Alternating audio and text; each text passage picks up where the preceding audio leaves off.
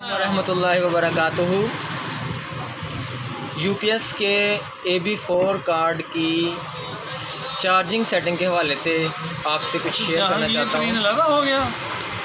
अक्सर देखने में आता है कि जब यूपीएस की चार्जिंग हो रही होती है तो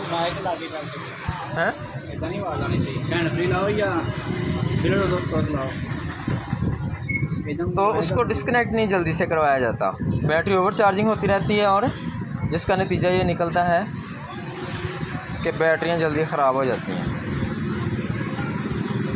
ये यूपीएस चार्ज कर रहा है तकरीबन 12.96 वोल्टेज पर।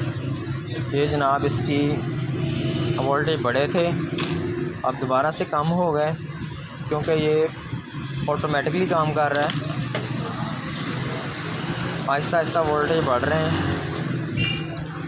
जैसे ये 14.2 पर जाएंगे तो ये ऑटोमेटिकली बैटरी कट ऑफ हो जाएगी।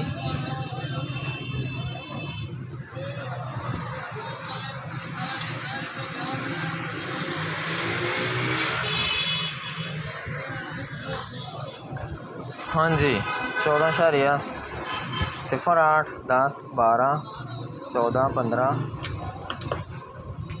20, 21 ये अभी ये डिस्कनेक्ट होने वाली है 14.30 पर। 14.30 पर बैटरी डिस्कनेक्ट हो गई है।